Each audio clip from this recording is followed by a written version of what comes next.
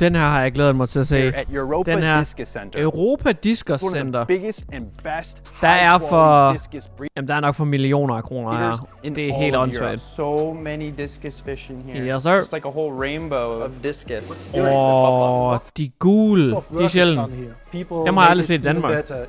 How much total Jeg er helt sikkert i Danmark, men men jeg har aldrig set mine forhandlere i Danmark. 50,000 liter. this scape is awesome. It's really nice. Wow. aus Japan. Bonsai-træer. He's got bonsais. Hvorfor har han en bonsai-træ formet som en diller? 100 Jahre alt. I'm scared to touch Hvorfor- this tree. I've never seen Hvorfor har han klippet det som en diller? one with this shape. This is a sign of fertility. Does it like help Han går op i fisk og dillertræer, my okay? fertility if I touch it? Everybody's. Just give it a nice little tap. Yes. Translated. What's up, everyone? My name's George, and Europa Discus Center. Diskus Handel und Such. Det lyder meget som om, der bare står også sådan nogle ting. Fordi such på engelsk, det er jo også sådan nogle ting. Så diskushandel og sådan nogle ting. Jeg ved, hvad sucht. Jeg ved ikke engang. Altså i Holland, det er en kæmpe fiskenation, så det kan godt være Holland.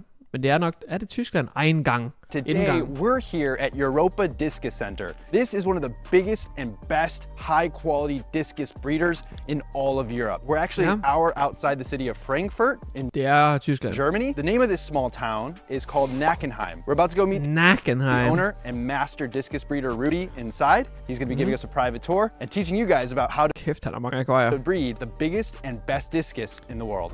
Let's go on in.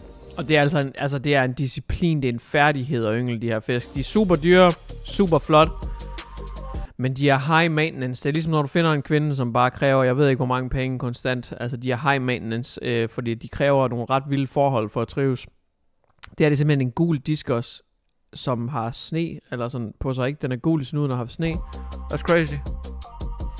Hold kæft, man. Nogle farver. Her er de er gule. Dem har jeg aldrig set før. De er så fede. Okay, prøv lige at overveje det der monster-akvarie, der var derovre i hjørnet herovre. Det begynder jo helt ned ved ens lort nærmest. Det er sådan meget lavt. Kæft. Eller det er jo et højt akvarie, men det starter lavt ned. Det er derfor, det er så højt.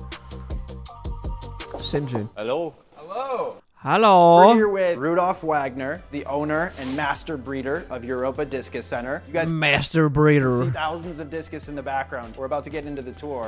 Noget, som jeg faktisk glæder mig til at høre om, det er, hvordan de skifter vand. Fordi når de har så mange akvarier. Og det, jeg mener med high maintenance med diskus, det er, at jamen, hvis du går rigtig meget op i det, så skal du skifte vand hver dag ved dem. Altså i hvert fald hver anden tredje dag. Og det er også, det kan man hurtigt køre død i, som privat fiskemand. Altså det er fandme omstændigt at holde dem i.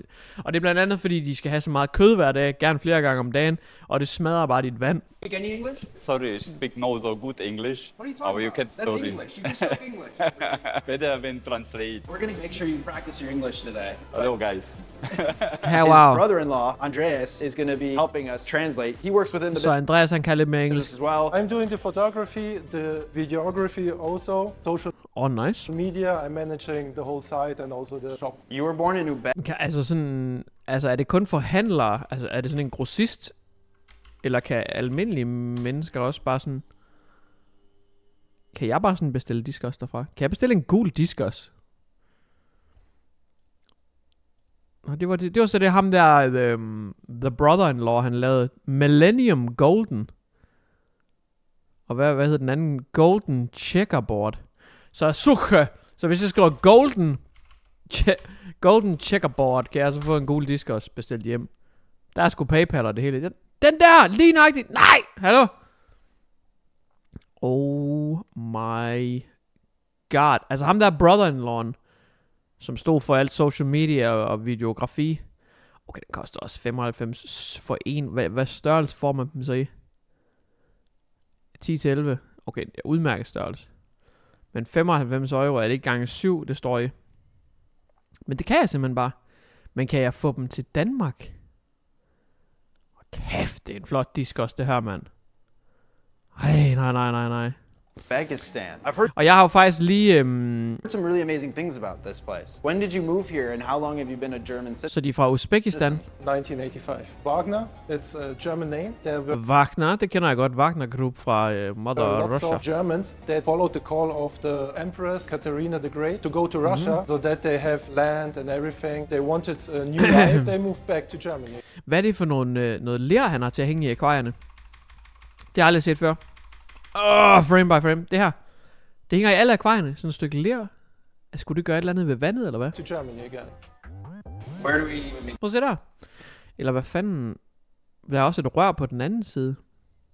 Har det noget med ungerne at gøre, måske? begin? Tell us your Nå, det er sgu da ynglepladsen. Det er den, de skal lægge af på. Man plejer bare at gøre det med kejler. secrets. What are you doing? Men det er alle yngleparerne, der har en. Secrets. It started very rough. He was breeding in a basement, and then he needed to rent Vi har alle sammen fisk i kælderen. Det er altid sådan, det starter. a bigger location. We need to build a house so that he can always lift the fish. Det ser ud så, at business er booming. Der er okay penge i at sælge fisk. Jeg har faktisk lige byttet mine discos for nogle VA-cichlids. Og det er fordi, at med tiden er jeg faktisk blevet mere til severum. Dem kalder man jo falske discos. Jeg har et helt akvarie heroppe faktisk på første salen i vores hus med severum, hvor jeg bare både har den grønne her. Jeg har rotkejlen, som er flerfarvet. Jeg har the golden, og jeg har også red spotten. De er bare rigtig lille og ikke fuldvoksne nu. De er ikke lige så tallerkenformet, som discosen er. Altså, de er ikke lige så høje i det. De er sådan lidt mere chunky, det vil sige, de bliver bredere. De bliver sådan lidt mere muskuløst, tungere i det, og ikke lige så høje. Men de kræver ikke den samme vedligeholdelse. Her er den turkise af dem. De kræver bare almindelig vedligeholdelse, så skift vand hver 14. dag, så er det sgu fint nok. Og de er noget mere aktive i akvariet. De skal også er meget, meget rolige og ret bange i det, medmindre de er i rigtig store grupper, men de bevæger sig ikke alverden, de skal også. Så jeg har faktisk gået over til dem her med årene. Men de skal også er fede. Jeg har lige byttet mine for nogle andre fisk. Men jeg har altid haft en drøm om at have et stort akvarie nede i stuen, som der er planter i, hvor jeg har tændt lyset 12 timer om dagen, og så bare en masse planter. Der er rigtig mange, der brokker sig op på min kanal, at jeg har falske planter. Men jeg kan godt tænke mig stueakvarie med planter og diskus, men det kræver lige kæresten med på det, og det er hun ikke. So that if something happens, then he can react immediately. What is the lifespan of a discus fish? Up to Jeg skulle faktisk lige så sige det. 15 years. That's a long time for a freshwater fish. Yeah. How much total water is in all these systems? It's about 50,000 liters. 50.000 liter, det er lidt mere end hvad jeg har. Lad os sige, jeg har 8 akvarier, tror jeg, nede i kælderen. De fleste af dem er 350 liter. Hvor meget har jeg egentlig vand har jeg nede i kælderen? Altså, jeg har jo meget, hvis man sådan regner ud fra den almindelige akvarie, så har jeg rigtig meget. Jeg har i hvert fald 6 akvarier, som er cirka 350 liter. Det er 2.100. Så har jeg mit allerstørste akvarie, det er 576, det er et move. Ja, og så har jeg et 410, der står dernede ved siden af det. Bum. Altså, når man kigger på mig og min fiskevideo, jeg har en hel kælder fyldt med akvarier, så vil man jo sige, det er i hvert fald mere end normalt, ikke også? Det er lidt vildt, så mange akvarier her. Jeg har 3.000 liter. Han har 50. Das ist Spider Leopard. It's called De er også fede. spider web. How much are they worth? Between 600 and 800 euro. Just Okay, så hvad er det? 5.000 kroner? one? For a pair. Are these the most expensive discus you have in the facility? Yeah. So it's like after a certain point, discus Jesus. just like they kind of tap out. It depends. With a good pair, you can earn more than 2,000. That is crazy. There's At discus par er virkelig meget værd. Hvis du kan få dem, hvor du har garanteret, at de er parret ud, men det er fordi, at ungerne, de kan sælges for, jeg ved ikke hvor so meget. much to get into with discus. How much? Fordi de får rigtig mange unger, og sådan unger i den her størrelse, hvis det er sjældent, altså de kan godt være sådan 400, 500, 800 kroner hver stykket, og de får mange unger. How much is one baby? About 40 euro. That's reasonable. Ja, 40 euro for en baby den der, og det er ikke noget specielt. Well, I can get one of those. Yeah. So these are Rudy's most prized discus. Ja, det er satme også flot det her. Bare helt clean, og det er jo også det, der er med discus, at det der med at lave et flot plantet stueakvarie, det er der faktisk ikke så mange, der gør. Fordi med alt det kød og pisse lort, man hælder i akvariet, så skal det være nemt at rengøre. Og det er bare nemmest at rengøre, hvis det bare er glas, fordi så kan man så lige snart der ligger sådan noget i bunden, så kan man se det, og så kan man bare støvsuge det op. Discus.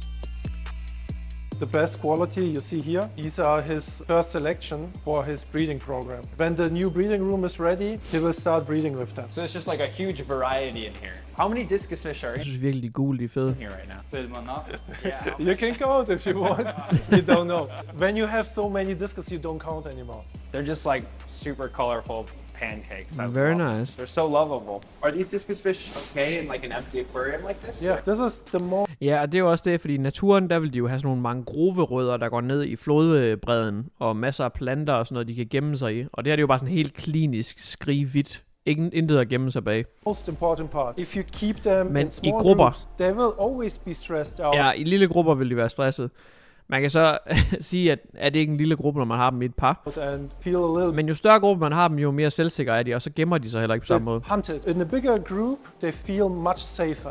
When you're keeping discus in a display tank, you always want to keep them in the bigger Og det her, det er vist nok dem, der sådan minder om den vilde diskus. Jeg tror nok, det er sådan lidt hen af de her farver. group as possible. You're saying the bigger the better. Yeah. How old are these Fordi farverne, det er jo fremavlet. right here? 3 to 4 months. 3 to 4 months. Yeah. And so are all the fish in the bottom row? Very young fish, yeah, 3 to 4 months. Are these breeding pairs all on the top? Yeah. Gotcha. So how old are all of your adult discus pairs on the top? 12 to 15 months. So Og de er faktisk ikke ret gamle. Det er jo lige der omkring, de bliver kønsmoden. very young. Relatively young fish. Yeah. These yellow ones. Det er these cirka like efter et år, bright ikke? Yellow. What are Ja, de er så fede, dem der. these called? Yellow snakeskin. Yellow snakeskin. And the other one is golden albino.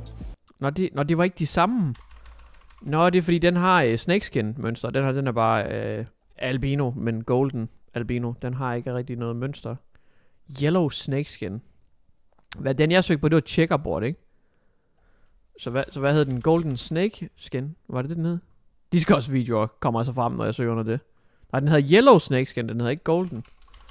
Så yellow snakeskin. De skal også videoer. Det er det, der kommer frem. Der kommer Discord videoer frem. Got it. What? Det kan være, de ikke er til salg, måske. Hvem ved? These guys are the pigeons? Yes. Yeah, this one's more Ja, sådan en har jeg haft. red than that one. Does that mean this is Yes. a female? Female, yes. Gotcha. How do you know the difference between the male and the female then? Ja, og jeg har jo fået at vide, at det kun er eksperter, der kan se forskel på diskusfisk i han og hun. Med mindre de sådan bliver helt voksne, så er han lidt større. They are about 1 year old. Then you can tell, okay, this is a male, this is a female. But about 80%. Parents, you never really know what your kid is going to be. Eventually you'll find out, but it's going to take longer Ja, så hvad siger han? Omkring 80%, så hvad? Omkring 80% kan man vurdere det på eller hvad? than a year. Where do discus come from? The best quality fish Amazonas. is coming from Malaysia. Malaysia? Because they have the best conditions for breeding discus. They have the right temperature, the right water quality. Nå, okay, ja, fordi de kommer jo fra Amazonasfloden, men de køber deres diskus fra nogle andre, der avler dem i Malaysia, på grund af vejrforholdene. Perfect for discus. I think the most important Det vidste jeg fish in the discus community was the pigeon. When the pigeon came out, a red discus, we have a red strain. The first time that the discus showed that we can do something special with this fish, create colors that anybody has ever seen before. A wild caught Den er altså også virkelig fed, den blå. Do something special with this fish. Sådan ice blue. Create colors. Det er virkelig også. Jamen, jeg har lige byttet min væk, men det er også, de kræver bare så fucking meget arbejde. That anybody has ever seen before. A wild caught discus looks like brownish yellow. They're not like Nemlig, det var det jeg sagde, den vilde fisk fra Amazonas, det er sådan noget her. the pretty super colorful fish you're Men jeg synes faktisk også, de er pæne. seeing in this facility right now. Basically the Malaysians took this fish, they started going absolutely crazy with the Yeah. colors, and it's come Ja, det er helt sindssygt. full circle now back to Germany Yeah. and the rest of the world where everyone's able to kind of access these super high quality colorful discus. The most important part of the discus is need to be big and round. And it's just the shape, it's the pattern, makes it better. here worth more than the other one. Yes. Breeders all over the world kept improving the strain. Kæft, Lots mand. of work. Jeg er glad for at se, at de har et dræn i gulvet. Det er jo sådan noget, som jeg er lidt træt af, at jeg ikke har nede i kælderen. Prøv at se her, de har et dræn i gulvet her. Bare hvis der skulle ske et eller andet. Lots of work is done here. Lots of people made it even better, even bigger. You would actually be willing to sell one of your pairs. He has always the best ones for himself. He has also discus he won't sell. This is Okay, så parrene sælger han ikke, eller hvad? the red snakeskin. They can signal their color that they're in stress or they're excited. Here, for example, it's a little bit too much. Don't like the camera. Und das Var det Kanye? ist Mosaikleopard. Mosaic Den er også flot. because of the interesting pattern, like some kind of swirls. How much is Swirls. this pair? 400, 500. Ja, for et par. Det er altså også betalt, så. 500 euros. Yeah. This is red diamond. How much are Og det der så også skal siges, det er, hvis du så endelig får unger. Ungerne, de babber på forældrene, havde jeg nær sagt. Discus with babies. Så skal jeg prøve, om jeg kan vise jer det. Ja, de svømmer, og så lever de af morens fedtlag, tror jeg det er, som de bare sutter. Men og så moren kan blive sådan helt sort, fordi at hun sådan bliver lidt presset af det. Sådan der ser det ikke ud, det er vist noget. Men sådan her. Men lige så snart de er færdige med det, efter det første stykke tid, så skal du have sådan noget lille fint artemia, som du selv skal lave derhjemme. Du skal selv yngle sådan et eller andet foder til dem, og det er altså også, det er ikke bare lige flagfoder, du hælder ned i hovedet af dem. Up to 800. We want to have as much red as possible. If you see one that is completely red, then it's most likely was fed with some coloring food. Yes. So it's not the real sign of a good discus. Yeah. You're basically like faking There were big discus championships. You cannot go there with coloring discus. You need to have a completely genetic coloring. We don't feed with colored food here. Just for clarification, it's nothing bad. But for us, we try to breed with the discus. We try to improve completely. Så de vil ikke made dem. Man kan få mad, der gør dem rødere, for eksempel, men det vil de ikke. Fordi de vil hellere have, at de bare genetisk er røde, så de kan yngle dem videre røde. Genetic Through the selective breeding. What is the name of that one in the back? Das ist red melon. Red melon, sådan en har jeg også haft. Und das ist red valentine. So this is called a red melon. Yeah. And this is called a red valentine. He is trying to breed the red melon with red valentine so that you have the best from both worlds. Das ist auch red melon. That fish is crazy. I don't know if there's another species of fish in the aquarium hobby. Maybe koi, but not even koi. You don't get colors like Og de har, that. I mean, that's det er en af de flotteste ferskvandsfisk, der er. crazy. These two are so big. So that's a tiger turquoise? Yes. Oh my god. It's kind of mesmerizing how beautiful these fish are. Sound effects. What's he doing? You look weird. The papa. They recognize These guys? Das Daddy! ist golden checker. Jamen, de er så vilde, dem der. Golden checkerboard. Vi har jo fundet dem. Golden checkerboard. Men nu kan jeg jo ikke lige... Kan jeg oversætte den her side? De har ikke sådan en... At man lige sådan kan vælge at sige... Kan jeg få den her hjemmeside på dansk? Fordi hvad med sådan noget, hvis man vil have han eller hun eller et par? De er sat med fede, dem her. Jeg synes jo faktisk ikke, det er galt for så fed en fisk. Og vi er enige om, det var euro, det stod ikke også. Hvad var det? Var det 95? Ja, 700 kroner. Det er faktisk, hvad jeg er vant til at betale. Men det er så for voksne fisk, jeg giver 700 kroner. Den er kun 11, de kan vel blive 20-25 eller sådan noget, disk også, ikke? Det er med en flot fisk. What? They're not shy. These ones are so playful. These ones are so shy.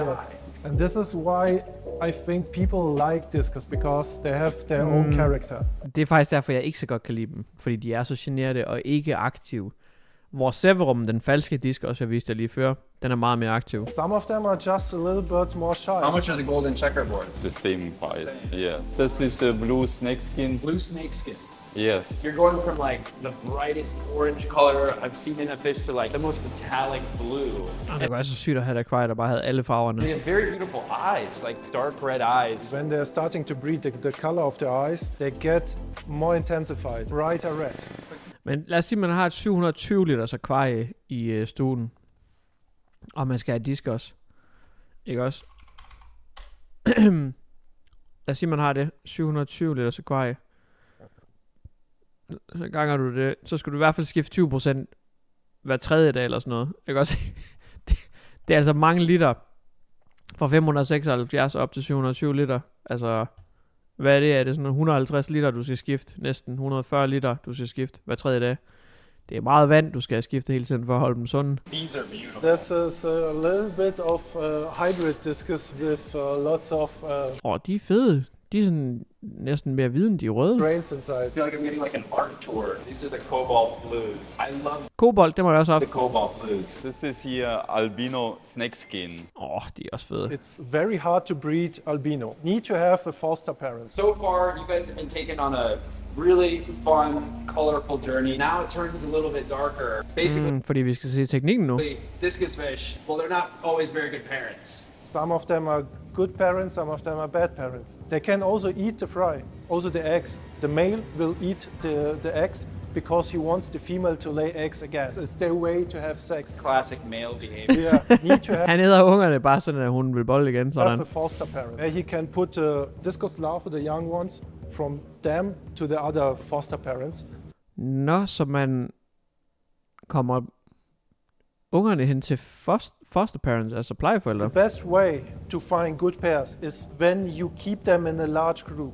Then it's possible to naturally find pairs. When they find each other, they're harmonizing with each other. Sometimes you need to force breed them. Ja, det man oftest gør. Så køber man et akvarium, hvor man har 10 diskers i. Så når de bliver store, omkring et år, så er der 2, der finder sammen, og så tæver de alle de andre hen i den anden side af akvariet, og så er de et par. Because you have a very good female, and you like this one specific male. You try to mix them together, but then doesn't work out because they doesn't work out. Don't understand each other. Discus fish that pair up naturally are going to be the best pairs. Yeah. Ja, man kan We're ikke going tvinge to det. actually feed the discus fish. What do you feed these guys to make them so happy Er det ikke et tema ligesom alle andre? Det er det faktisk ikke. De bruger sgu da pellets. and fat? Some of the discus breeders are feeding beef. Beefheart. Det er noget af det, de vokser aller hurtigst af oxyhjert. Det sviner af helvede til, men det gør også, at de vokser for hurtigt, og deres hjerte hvis nærmest er ved at eksplodere. Det er sådan lidt steroid-agtigt. Det er i hvert fald det, jeg har hørt. Beef heart. Yeah, that's completely nonsense. When Ja, og det er vist også det, de mener. you feed every day discus with beef heart, Yeah. after 1 year, the liver will be Ja, lever nødlagt. bigger and yellowish. These kind of discus won't live that much. Og de lever ikke ret lang tid. If you want to have healthy discus, Give them what they would eat in the wild. Jeg har godt hørt det. Og det er Artemia, eller hvad? That is a lot of discus food. everything here is a kind of mixture. In the wild, they eat Når det er en blanding? very light food. It's fish, shrimps, clams or mussels, plant-based food. They need a variety. Yeah, they need a whole variety so that their digestion will work properly. They look Work. like you could kill someone with those. This Are is they our own mahor? discus granulate that we are producing here in Germany. These are pellets. Small pellets that can be eaten by small, but also the bigger ones. It's fish mix, shrimps, fish fillet, Ja, fordi at, når først man vender dem til at æde kød, så er det sgu svært at få dem til at tage tørfoder. only food from the sea. Ah, smells natural. Yeah. Easy to digest for the discus. No beef fat. Please don't feed your discus with beef Ikke noget fat. oxyhjert. Wow, Det er også det, jeg har hørt. look at them swarm the food. I mean, you must feed a lot of food to all these guys. Rudy's being really nice, and he is gonna feed all of the discus fish in the facility for us right Og der, de får bare Artemia. now. One Det er bare sådan en plade Artemia. day they eat quite a lot. Og så bliver det bare tøet op i 1 vandet. kilogram at least. Og så per day. rasper de bare. At any given time, there can be between 2,000 and 4,000 discus in the facility. Maybe more. Like here, these 4 boxes are going out to some customers in Nej, det er sådan nogle, de lige har solgt. Germany. We pack them in the afternoon. Man kan sige, hvis nu jeg bestiller dem, det er jo kun lige nede fra Tyskland. Der er jo ikke ret langt heroppe.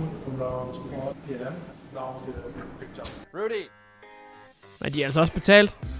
Hvad så, hvis man vil have nogle, altså almindelige, de her golden checkerboard er jo vanvid, ikke? De er jo vanvid. Nå, her er de alle sammen.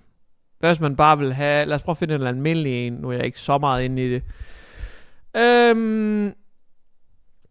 En helt almindelig, altså nu har de jo bare så mange sindssyge. Red snakeskin discus. This one. Meget almindelig. Den koster også 95.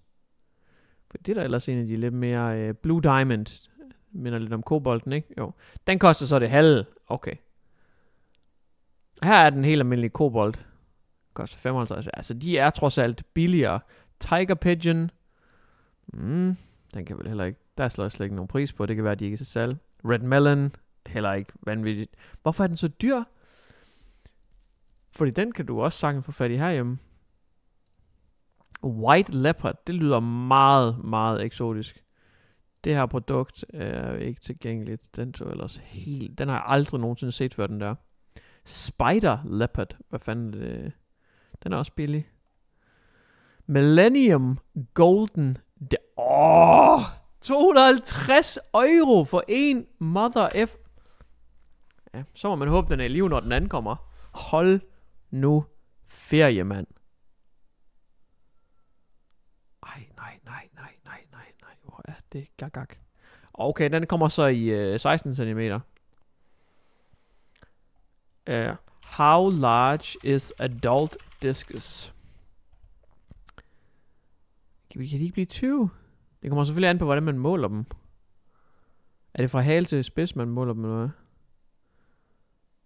Okay, men hvis de bliver omkring 15, og den er 16, så er den i hvert fald voksen. Nå. Men jeg tror, man måler dem fra halen. Jeg ved ikke, om det er her. Nej, det er nok helt fra finnen af, eller hvad? Og så til mund.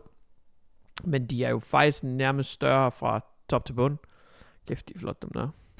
Wow. He's got bonsais from Japan. It's his second hobby now. So you are a koi guy. This is 300 years. They're 300 years old? You look, you can completely see through it? Yes. Oh, oopsies.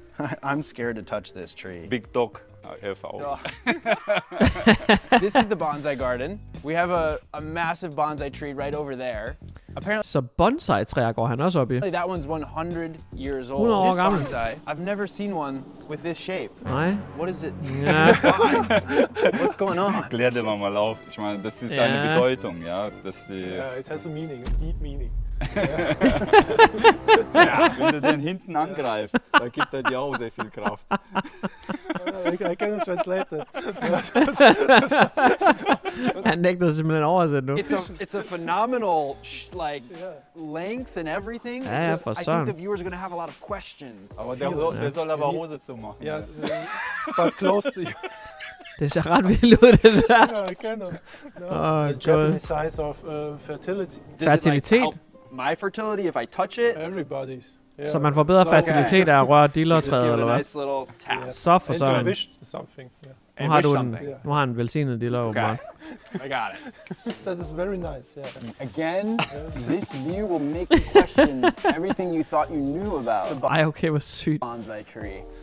Han har lys under det, der lyser op, eller hvad? Yeah, so is it worth more because of the shape? Yeah. The longer the better. It's like everything. Das ist der längste, was ich habe. Ich habe länger noch nicht gesehen. Længere jo længere jo bedre. Reicht denn das nicht aus?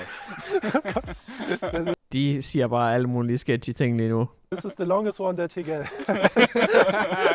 Hold on, how many bonsais you got? Rudy, what's going on?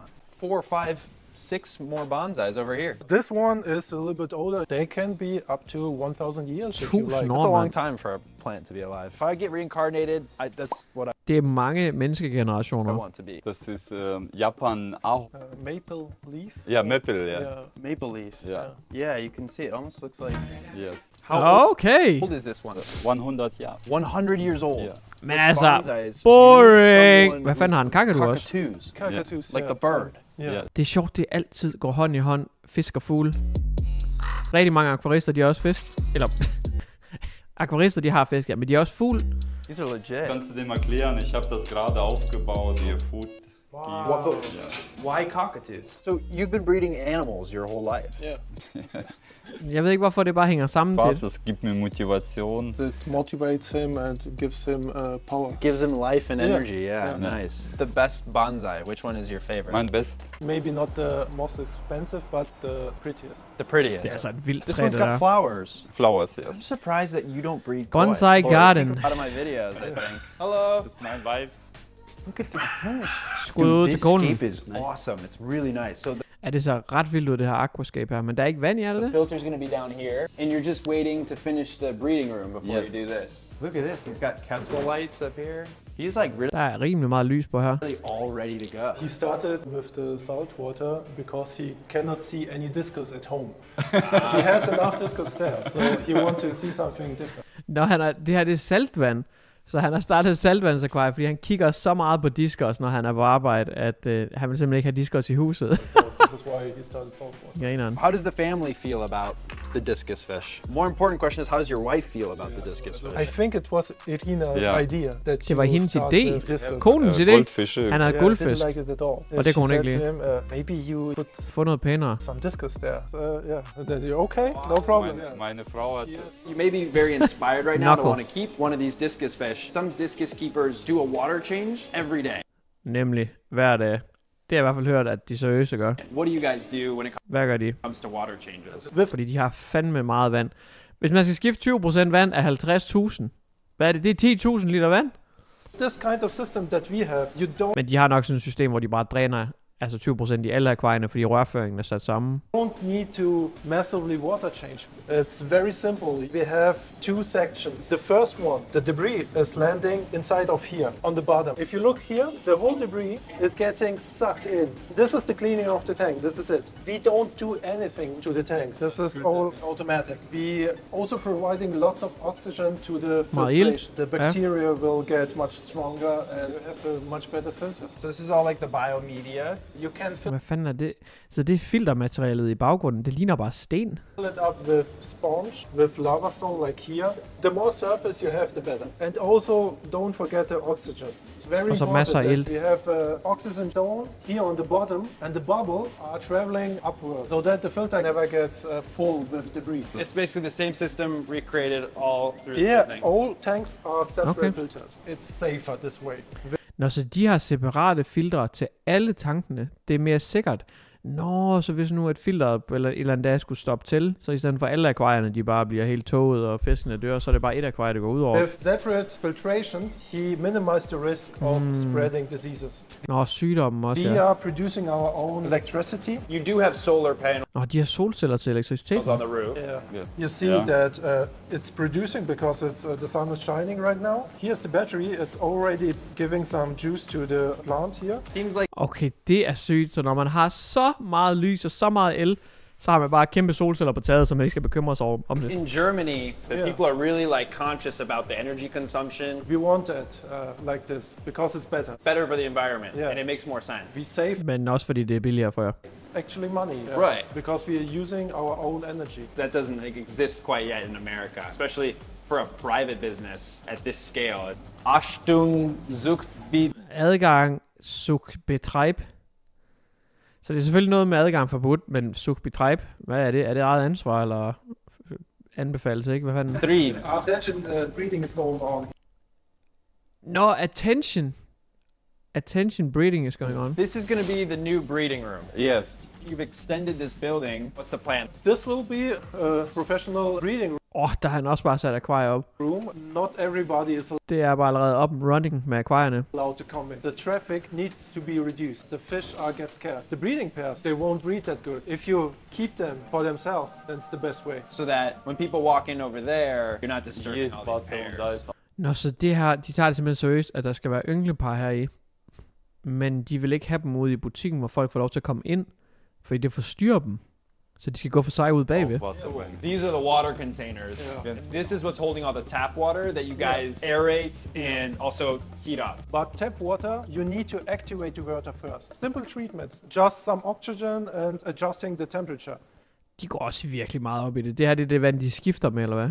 Der tilføjer de først ilt og får temperaturen op, inden That's de it. skifter det. Then the fish feel much better. Hold da We kæft. call it re-energize, Så går man også op i det. making that water to living water. Yeah, You're yeah, activating the activating the water. Yeah, if you take it from a natural source like a river or something, it's already activated. But in a tap, it's not living. Lots of pressure inside of that. And this is flowing water. It's so simple, Sygt, but man. makes so much Yeah, I sense. Så tried. går man altså op i det, hvis ikke bare man giver dem vandhanevand. Der er sådan, altså, lad os sige lunken vandhanevand. Men simpelthen tilføjer ilt og tempererer det, inden man skifter. Altså, kæft, det er også nogle store akvarier, det her. Prøv at se, hvor høje de er. Det er et sjovt design på akvarierne, det her. De er sygt høje. De er jo lige så høje, som de er brede. Try to explain it like this because more people understand it. Lots of our customers just pour the tap water inside. We have lots of customers. After water changes, the fish, they are stressed out. This shouldn't be. That should be when they feel the most happy. Yeah, after water change, they should be re-energized. Ah, Der er plakaten. look at that. We got a discus poster. The next time I come back, I'm gonna know all my discus. That's a lot to memorize. I'm gonna need a cheat sheet. Ja, og jeg synes også, de laver dem om hele tiden. De får hele tiden nye navne. If people are interested in buying your discus, do you guys sell the discus on your website? europadiscuscenter.com? .de. .de for Germany. Very nice. You are technically allowed to walk into this building. They do it by appointment only. So Så man skal have en aftale, så kan man komme hernede. I'm gonna leave the contact information down in my description below, and they can ship anywhere in the world. If you can pay for Ship anywhere in the world. Okay, så de kan sagtens komme til Danmark. it, they will ship you the discus that you want. You guys have been awesome. We say in our outros, remember to keep those nitrates low. So I don't know how you say that in German. Haltet de nitrate. Husk at holde nitratniveauet lavt i det akvarie. God ud, mand. Prost. Skal vi se, hvor langt nede i Tyskland? Altså, man kunne filme det. Kæft, en video, mand. Er du gal?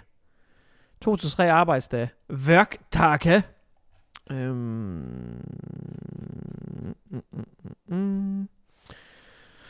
plejer bare med logoet, man klikker på for forsiden, ikke? Jo. Jo. Kan jeg ikke finde? Jo, det kan jeg da. Rudolf Wagner. Mittelwiese i Nackenheim.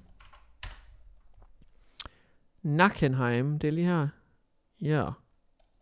Kan jeg... Jeg prøver lige at se, om jeg kan bede om directions uden at leak min egen adresse her. Lad os bare sige Jørgen. Bum.